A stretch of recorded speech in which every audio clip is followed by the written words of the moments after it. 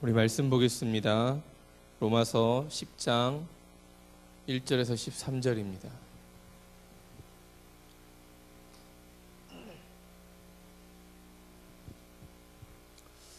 로마서 10장 1절에서 13절, 신약성경 253페이지입니다.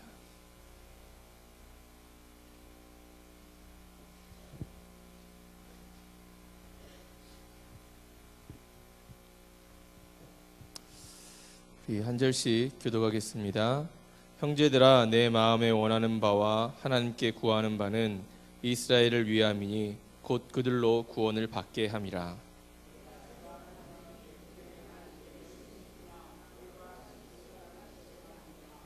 하나님의 의를 모르고 자기의 의를 세우려고 힘써 하나님의 의에 복종하지 아니하였느니라.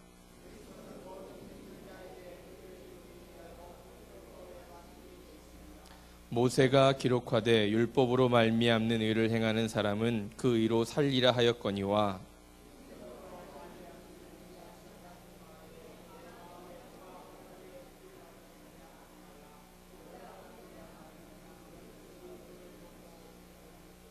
혹은 누가 무저갱에 내려가겠느냐 하지 말라 하니 내려가겠느냐 함은 그리스도를 죽은 자 가운데서 모셔 올리려는 것이라.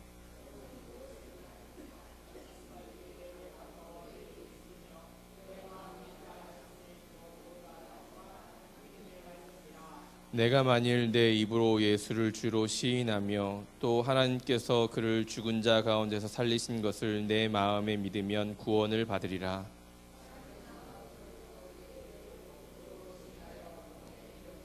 성경에 이르되 누구든지 그를 믿는 자는 부끄러움을 당하지 아니하리라 하니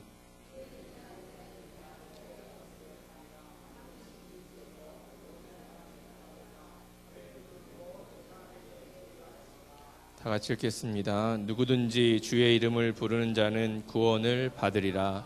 아멘. 날씨가 이제 한여름 같습니다. 낮에는. 밤에는 조금 쌀쌀하고.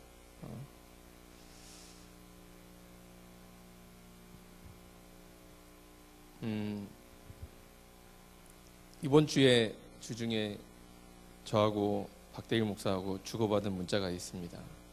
제가 좀 나태해지고 힘들어져서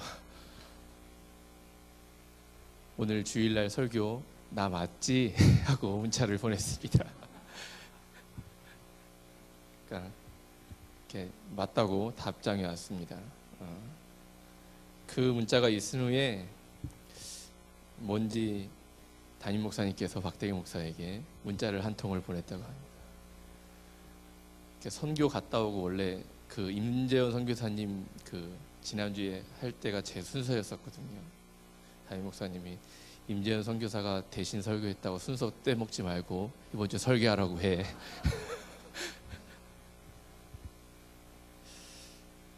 그 이야기를 듣고 이런 생각을 했습니다. 요즘 이렇게 몸이 한번 지치면 회복하기가 힘들더라고요. 그래서 생각이 이게 잘못된 생각을 하고 있는 거를 이렇게 또 고쳐주시고 또 바로 잡아주시는구나. 어떻게 보면 이렇게 이 직분이라는 게 사명이라는 게 무엇인지 모르지만 때로는 잊어버리고 망각하고 살 때도 저도 있거든요. 무엇이 중요한지 중요하지 못한지, 잘못 생각하고 있는지 바르게 생각하는지 그것을 잘 판단하지 않고 그냥 순간 이제 힘들면 힘들다, 안 하고 싶다, 뭐 이렇게 마음속으로 이렇게 핑계를 대는 것들이 있습니다. 근데 이제 그러한 모든 것들을 한 번에 그냥 싹 해결해 주시더라고요. 우리들이 삶을 살면서 이렇게 잘못된 생각을 할 때가 참 많이 있습니다. 근데 그 잘못된 생각이 잘못된 줄 모르고 이것이 바른 줄 알고 갈 때가 참 많이 있다는 것이죠. 오늘 본문은 이렇게 시작합니다. 형제들아, 내 마음에 원하는 바와 하나님께 구하는 바는 이스라엘을 위함이니 곧 그들로 구원을 받게 함이라.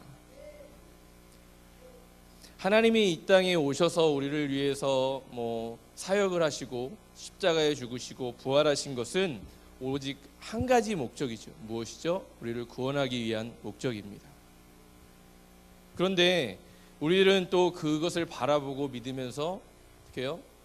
그 목적대로 삶을 살아가겠다고 다짐하지만 우리들의 삶을 살펴보면 그 목적대로의 삶을 살지 못할 때가 많이 있습니다.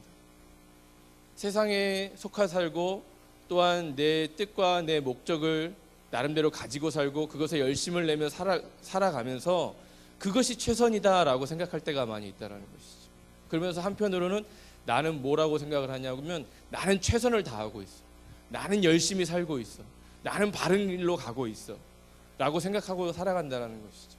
근데 한 걸음 뒤로 물러서서 바라보면 그것이 정말 바른 길인지 바르지 않은 길인지 우리가 판단해야 될 때가 분명히 있다라는 것입니다.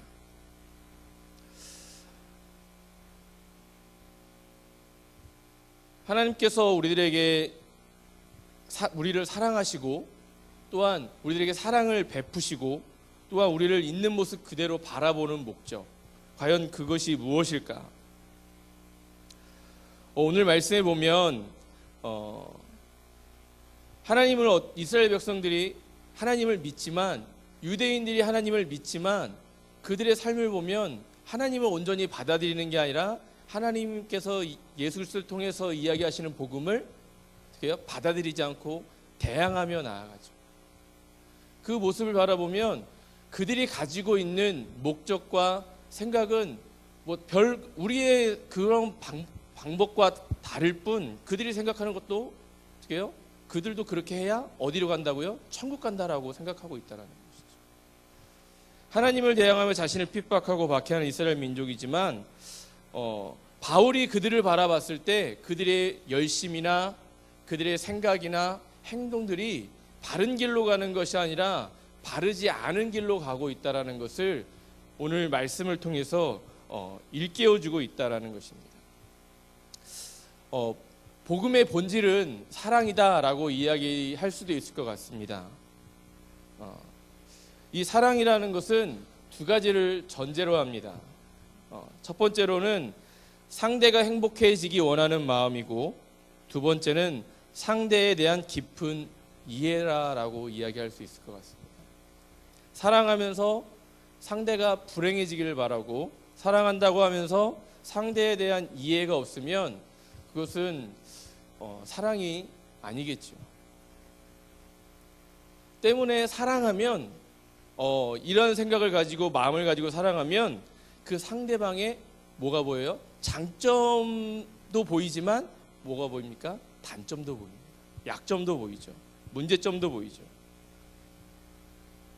그래서 그 사랑하는 사람에게 무엇을 하죠? 그 약점과 단점과 약점을 보완해 줄 수 있는 길을 제시하기도 하고, 또한 그 사람을 위해서 묵묵히 그 약점과 단점을 보완하기 위해서 기도하기도 합니다.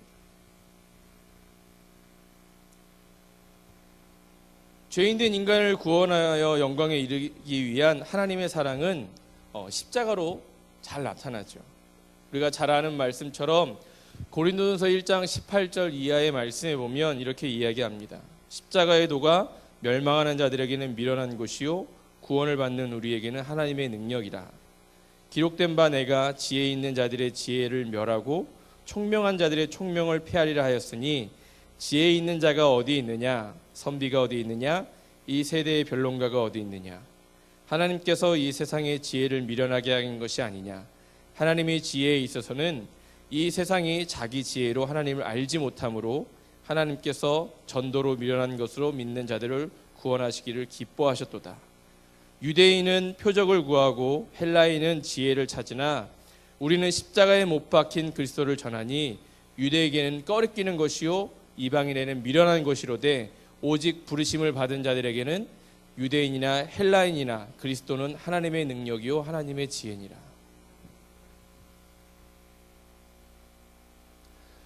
십자가가 하나님의 사랑임을 보여줌에도 불구하고 이 당시에는 그것이 무엇이었다고? 미련한 것이고 부끄러운 것이 되어져 버렸다는 것이죠. 바울은 오늘 본문을 통해서 유대인을 사랑하고 품고 고민하니까 그들의 문제점이 어떤 것이 잘못되었다라는 것을 지적하고 있죠. 2절에 보면 내가 증언하노니 그들이 하나님께 열심히 있으나, 유대인들이 하나님께 분명히 열심히 있는 것은 누구나 다 아는 사실이죠. 그러나 그 방법이 뭐예요? 올바른 지식을 따른 것이 아니다라고 이야기하고 있는, 잘된 길을 가는 것이 아니라 잘못된 길을 가고 있다라고 이야기하고 있다라는 것이죠. 유대인들은 열심히 있는 민족입니다. 열심이란 열정과 부지런함이 복합된 단어죠. 그래서 유대인들이 늘 이야기하는 게 무엇을 이야기합니까? 율법을 이야기하고, 그 율법을 이야기할 때 뭐예요? 나는 이 율법을 지키며 살아간다라고 이야기하는 것이거든요. 동서양을 막론하고 사람이 성공하고 발전하는 데 있어서 가장 중요한 것은 열심인 것 같습니다. 열심이 없는 지도자가 없고, 열심이 없는 리더가 없고, 열심 없는 사람이 부를 이룬 적이 없고, 열심 없는 사람이 명예를 가진 적도 없죠. 열심이 있기 때문에 자기가 이루고 싶은 뜻을 이루기도 하고, 열심이 있기 때문에 자기가 갖고 싶은 명예도 갖고, 열심이 있기 때문에 자기가 남들보다 조금 더 많은 부를 축적할 수 있는 거죠. 그래서 미국의 사상가 에머슨은 이렇게 이야기합니다. 열심이 없이 성취된 위대한 일은 하나도 없다. 나름대로 다 열심을 가지고 삶을 살아가기 때문에 그 분야에서 어떻게 해요? 최고가 될 수 있다라고 이야기하고 있는 것이죠. 유대인들의 열정은 남다릅니다. 어떤 열정이요? 율법을 지키고자 하는 그 열정. 그것을 지키고자 하는 삶의 행동들은 남다르다라는 것이죠. 그들의 삶을 보면 이렇습니다. 율법을 지키기 위해 일주일에 한 번씩은 꼭 금식을 합니다. 또한 성전을 찾아 하루에 3번 기도하고, 일주일에 한 번은 이웃을 향해 선행과 구제를 합니다. 제가 대학원을 졸업하면서 성지순례를 갔었거든요. 근데 이제 이집트, 요르단, 이스라엘을 가면서 유대인들이 사는 곳, 그러니까 예수 그리스도를 믿지 않고 단지 이 유대인들이 사는 그 마을을 갔을 때, 그 마을이 형성되어 있는 곳에는 그 가이드가 그랬대요. 거지가 한 명도 없대요. 거지가.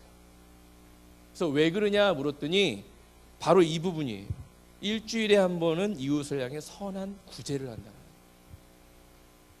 이것이요, 그냥 의무적으로 행해지는 거예요. 그렇기 때문에 그곳에서 사는, 그 마을에서 사는 이렇게 빈약한 사람은 놀고 먹어도 밥을 굶지 않는 거예요. 왜요?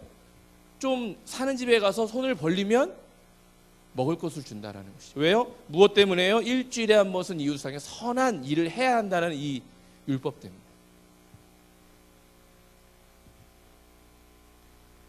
이런 일들로 인해서 유대인들은 뭐예요? 자신의 삶의 의를 드러내고 있는 거죠. 뭐 하고 있다고? 나는 이렇게 삶을 살고 있다. 너희들보다 이렇게 뛰어난 삶을 살고 있다라고 이야기하는 것이죠. 또한 율법이 명한 유월절, 오순절, 수장절인 3대 절기를 지키기 위해서 매년 비싼 비용을 들어가며 예루살렘을 향해서 나아가죠. 이것이 요즘과 같이 교통이 발달된 비행기 한번 타면 슉 몇 시간 만에 가고 이런 게 아니라, 그때 당시에는 돈 있는 사람은 나귀를 타고 갈 수도 있고 낙타를 타고, 그렇지 않은 사람들은 어떻게 가요? 걸어가야죠. 걸어서 몇 박 며칠을, 몇 달을 향해 걸어가야죠. 이러한 열심으로 살아가는 사람들이 유대인들이었다는 것이죠. 그런데 이러한 열심은 참 소중하지만 이것이 목적과 방향성이 잘못되면 때로는 굉장한 위험에 빠질 수도 있다는 것입니다. 그 대표적인 예가 히틀러인 것 같아요. 히틀러는 1차 세계대전 후에 낙담과 시련에 빠져 있는 그 독일의 민족에게 희망을 불어넣고 싶은 그러한 열정의 연설을 하였습니다. 그러나 게르만 민족의 부흥을 위한다는 명분을 내세워서 전 세계를 침략하는 잘못된 목적을 제시하죠. 그러면서 전쟁하고 사람들을 학살하고 죽이고, 그러면서 유대인들을 없애기 위해서 600만 명을 처형하는 그 비극을 저지르기도 하죠. 그런데 이러한 열심이 마치 바울이 바라보기에는 이 유대인들이 오늘 2절에 이야기하는 것처럼 내가 증언하니 그들이 하나님께 열심히 있으나 올바른 지식을 따른 것이 아니라, 그러면서 3절에 이렇게 이야기하죠. 하나님의 의를 모르고 자기 의를 세우려고 힘써 하나님의 의에 복종하지 아니하였다라. 하나님의 말씀보다 뭐가 더 중요해요? 자기의 의가 더 중요하다라고 이야기해요. 이것이 잘못된 목적과 방향성을 가지고 가고 있는 거예요. 오늘날의 기독교인들도요, 이렇게 삶을 살아가는 사람들이 참 많습니다. 내가 교회에서 무슨 일을 하고, 내가 교회에서 무슨 봉사를 하고, 내가 교회에서 뭘 하니까 나는 하나님께 인정받을 거야. 누가 나에게 그것은 잘못된 거야 라고 이야기하면 네가 뭔데 나를 그렇게 판단해?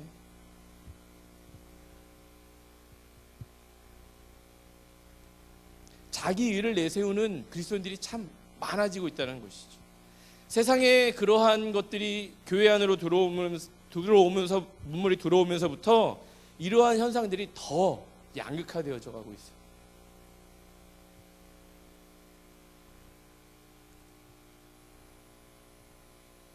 율법적인 열심, 신앙적인 열심 다 좋습니다. 근데 과연 그것이 무엇을 위한 것이냐라는 것을 생각해 봐야 한다는 것이죠.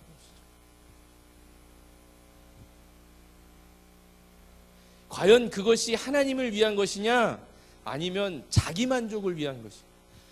우리가 지금 교회에서 예배하고 뭐 나름대로의 직분을 갖고 사명을 가지고 삶을 살아가는 이것이 뭐예요? 하나님을 위한 것이냐, 나의 그냥 신앙생활 만족을 위한 것이냐.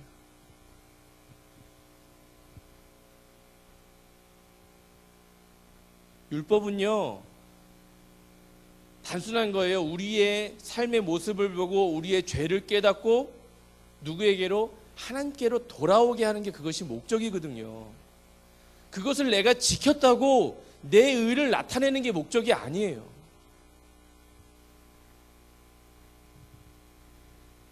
그것을 다 지켰다고 구원받는 게 목적이 아니에요.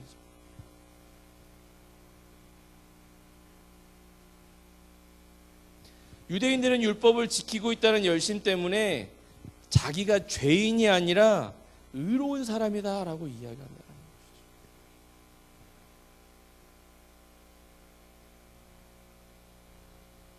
마치 자신이 선택을 받고 복을 받고 있다는 착각 속에 빠져서 삶을 살아가죠. 여러분, 주일날 우리가 새벽 예배 드리고 11시 예배 드리고 오후 3시 예배 드리고 집에 가면 구원받은 사람입니까? 그렇게 생각하면 잘못된 생각이에요.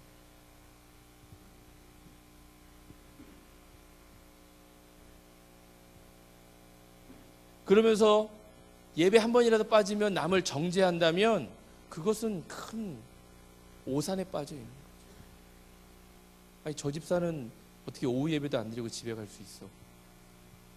어떻게 저분은 이렇게 교회의 어떤 행사 기간인데 지금 빠질 수 있어?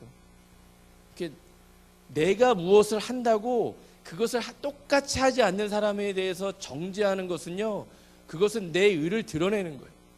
내가 이것을 이만큼 너보다 많이 했어. 그것은요, 내가 하나님을 기쁘시게 한다고 일을 하면서도 하나님 은혜 앞에 내 자신이 나아가는 것을 가로막고 있는 삶이죠. 결국 이것은요, 어떻게요? 자신도 고통스럽고 남도 고통스러운 거거든요. 유대인들은 이러한 자기 자랑을 함으로 인해서 어떻게요? 복음을 거부하죠. 왜요?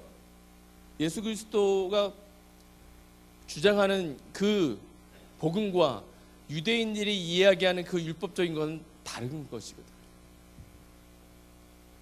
그러면서 오히려 복음을 받아들이고 복음을 전하는 사람들을 방해하거나 또한 핍박하는 원수의 자리까지 나아가는 그러한 삶의 자리를 살아가고 있는 것이죠.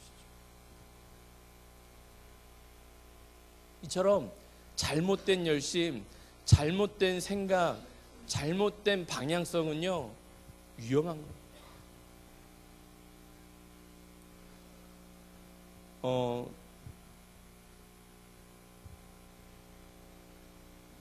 최근에 TV에서 이러한 뉴스가 나온 적이 있습니다. 가정의 달을 맞이해서 그런 건지 모르지만 매년 이야기되고 아시는 거지만 청소년의 심리적 문제가 아주 심각한 상태다. 한국의 청소년 스트레스 지수 거의 전 세계 1위. 우리의 자녀들의 스트레스 지수가 전 세계 거의 1위. 여러분, 왜 그럴까요? 왜 우리의 자녀들이 스트레스 받을까요?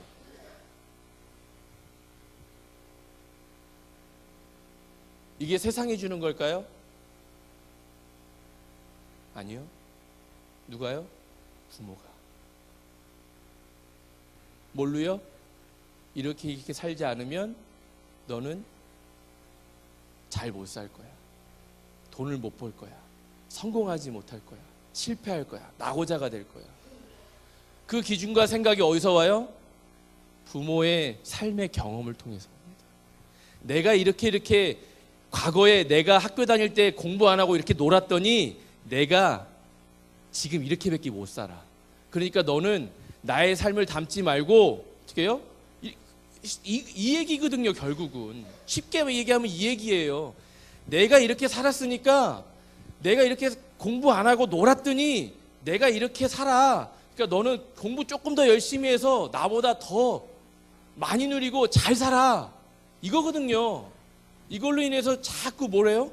공부해라, 뭐 해라, 이거 해야 된다, 저거 해야 된다, 저거 해야 된다. 그러다 보니까 뭐예요?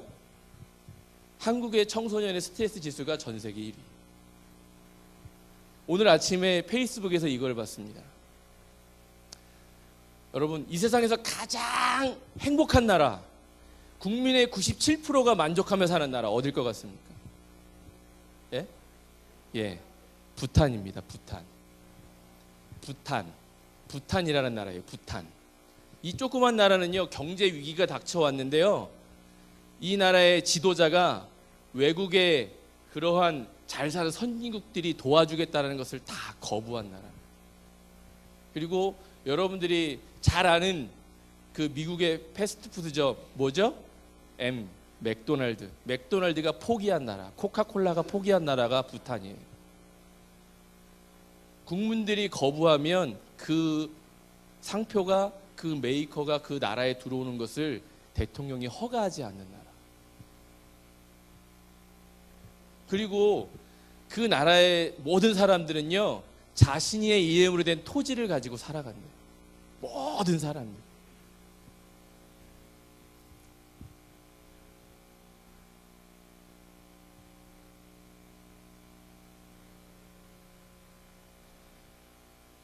요즘 여러분 최근에 종영한 드라마, 이영애 나오는 드라마 뭐죠? 예, 사임당. 거기서 사임당이 아이들을 양육하는 방식이 있었습니다. 거기 딸이 매창인가요? 맞나요? 그 딸이 무언가를 하고 싶어 합니다. 근데 그 하고 싶어 하는 딸에게 그것을 희망을 주기 위해서 자기가 할 수 없는 것을 도전을 하죠. 그러면서 마지막 대사가 이런 이야기합니다. 어머니를 통해서, 딸이 이렇게, 어머니를 통해서 제가 빛을 봤어요 라고 이야기하거든요. 근데 그 사임당이 이렇게 그 자녀에게 이야기합니다. 뭐라고 이야기하면, 내가 너에게 이렇게 빛을 보여주었고 너도 나중에 결혼해서 아이를 낳으면 너도 그 아이에게 조금의 빛을, 너의 딸이, 너의 자녀가 네 후세에게 조금의 빛을 보여주면 후세의 후세가 되면 그들이 빛을 보고 클 수 있는, 자랄 수 있는 행복한 시대가 열리지 않겠느냐.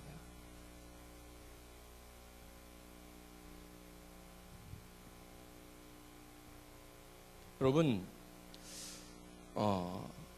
과거와 지금의 현재의 우리 자녀들의 그 삶은요, 많이 다릅니다. 여러분, 인공지능이라고 혹시 아시나요? 인공지능? 아시는 분들도 있고 모시는 분들도 있습니다. 근데 지금의 아이들은요, 그 세대에 적합한 세대들이거든요. 근데 그것에 대한 어떻게 해요?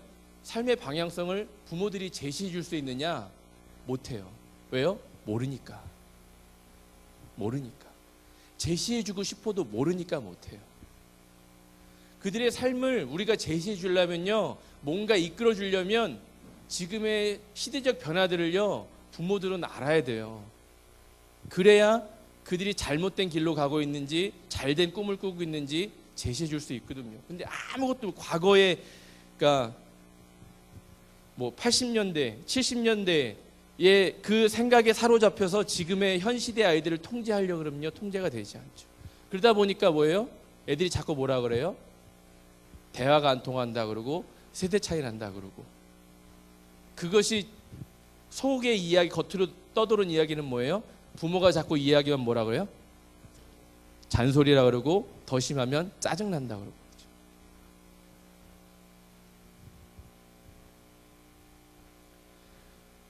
한국 부모님들은요, 교육에 대한 열정은요, 어디에요? 전 세계적으로 유명하죠.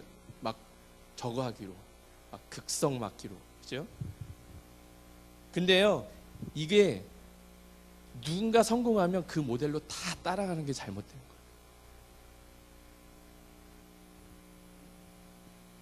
이것은요, 어떻게 생각해 보면 자식을 위한 게 아니고 누구를 위한 거예요? 내 삶을 위한 것인 게 더 맞는 것 같아요. 최근 심리학 상담 그 학회에서 어떤 학자가 이렇게 이야기했습니다. 강요하는 부모보다는 차라리 방치하는 부모가 좋다. 여러분, 그러니까 지금의 현재 이렇게 어르신들, 장로님들 세대를 보면 부모가 막 이렇게 막 하면서 크셨나요? 아니면 좀 방치한 상태로 크셨나요? 예, 때리기도 하고 했지만 지금처럼 그렇게 막 극성이거나 막 그러진 않았던 것 같거든요. 그렇죠? 근데 지금 그냥 그래도 그냥 그럭저럭 잘 살아가잖아요. 그죠? 아닌가 보네요. 잘 못 살아가나 보네요.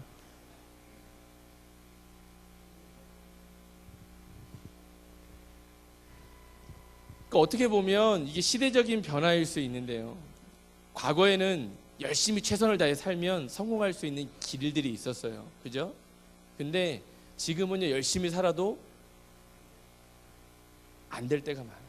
그러니까 예전에는 개천에서 용났다, 이 말이 맞았거든요. 그죠? 열심히 하면. 근데 지금은요, 지금 현 시대는 개천에서 용나는 일은 없어요.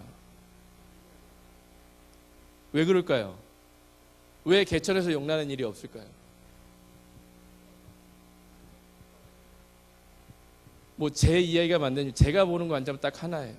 그만큼 다양한 경험을 부모들이 제시해 주지 못하기 때문에 그래요. 해결해야 되는 하나, 뭐요? 공부. 여러분, 우리나라에서 공부로 성공하려면요, 우리나라 전국에서 3% 안에 들어야 돼요. 3% 안에. 3% 안에 들지 못하면요, 공부로 성공할 생각하지 말아야 됩니다.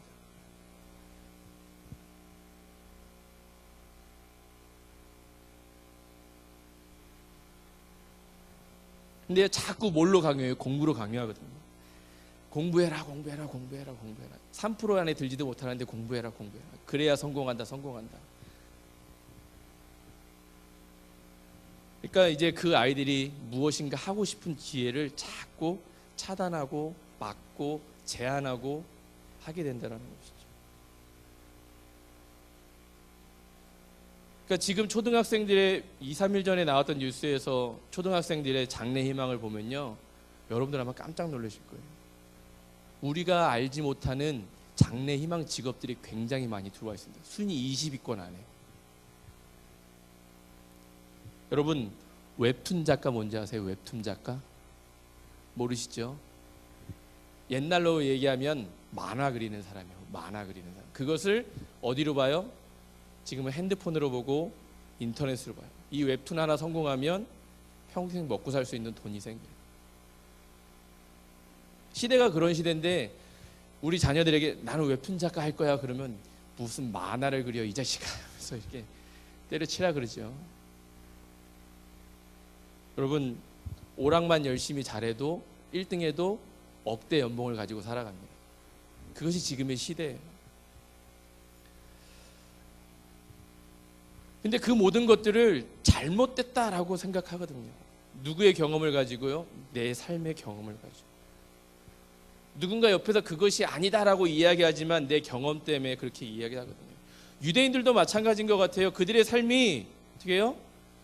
나름대로의 기준이 있고 열심이 있지만, 하나님에 대한 생각이 있지만, 그것이 잘못되어졌다라고 누군가 이야기할 때, 그것이 아니다라고 이야기할 때 한 번쯤 물러서서 생각해 봤으면 달라질 수도 있는데, 그것이 아니라고 무조건 부인하며 살아가고 있거든.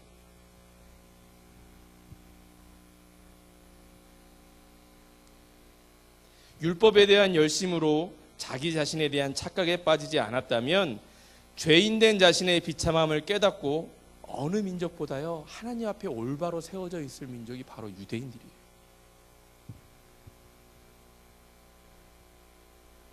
복음의 은혜는요 죄인됨을 깨닫는 누구에게나 활짝 열려 있어요. 오늘 9절에서 13절 말씀에 보면 이렇게 이야기합니다. 내가 만일 내 입으로 예수를 주로 시인하며 또 하나님께서 그를 죽은 자 가운데 살리신 것을 내 마음에 믿으면 구원을 받으리라. 사람이 마음으로 믿어 의에 이르고 입으로 시인하여 구원에 이르느니라. 성경에 이르되 누구든지 그를 믿는 자는 부끄러움을 당하지 아니하리라. 아니 유대인이나 헬라인이나 차별이 없습니다. 한 분이신 주께서 모든 사람의 주가 되사 그를 부르는 모든 사람에게 부요하시도다. 누구든지 주의 이름을 부르는 자는 구원을 받으리라. 주님이 내민 이 은혜를 받아들일 때 우리는 비로소 내가 죄인임을 깨닫게 되고, 그 죄인임을 깨닫게 되는 순간 누구예요? 자연히 십자가의 보좌 앞으로 나가게 되는 것이죠.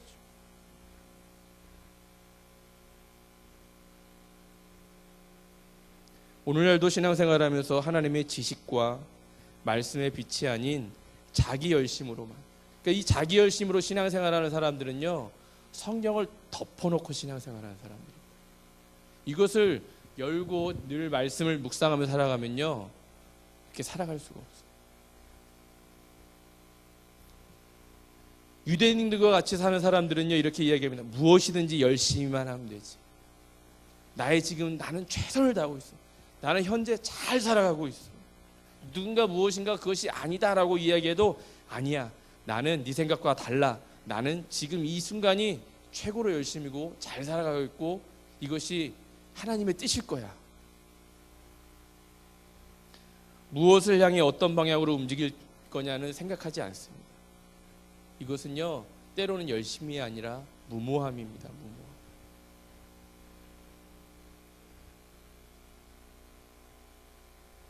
그래서 우리는 늘 말씀을 묵상하는 삶이 필요한 거예요. 율법적으로 살아가지 않기 위해서.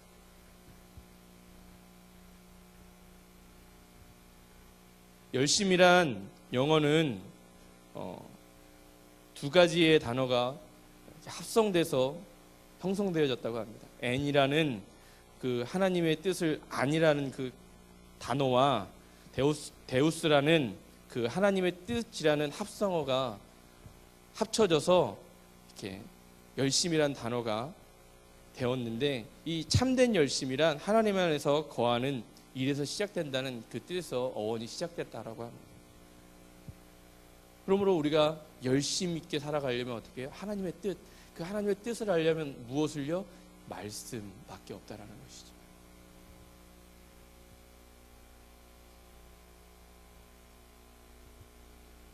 믿음 안에서 확인된 열심을 지닌 사람은요 자신의 어떤 조건이나 세상의 환경이나 보이지 않는 영적 어둠에 굴하지 않고 오직 뭐예요? 하나님의 뜻을 생각하고 하나님의 영광을 생각하고 또한 그 삶을 통해서 하나님의 영광을 드러내는 삶을 살아가는 사람.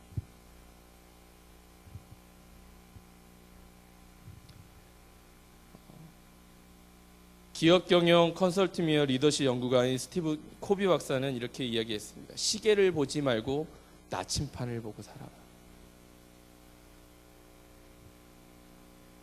목표와 방향성이 중요하다라는 것입니다. 우리의 잘못된 생각과 목표와 방향성이 그것을 바로잡을 수 있는 것은 뭐예요? 오직 하나님의 말씀밖에 없다라는 거죠. 세상의 기준도 아니고 세상에 성공한 사람도 아닙니다. 그 사람들이 이야기하는 그 길도 아닙니다. 오직 뭐예요? 하나님의 말씀 안에 바른 목표와 바른 방향과 또한 바른 길이 있다라는 것을 우리는 늘 생각하고 주님의 말씀을 늘 묵상하면서 우리의 삶을 늘 바른 길로 나아갈 수 있는, 또한 이 말씀 안에서 우리의 자녀들을 바른 길로 안내할 수 있는 저와 여러분들이 다 되어졌으면 좋겠습니다. 그래서 5월 한 달 동안 우리의 가정들이 또한 기도하는 그 모든 제목들이 말씀 안에서 이루어지고 말씀 안에서 살아갈 수 있는 저와 여러분들이 다 되어졌으면 좋겠습니다. 우리 이 시간 주님 말씀하시면 찬양하시면서 하나님 또한 세상이 가져다주는 기준, 세상이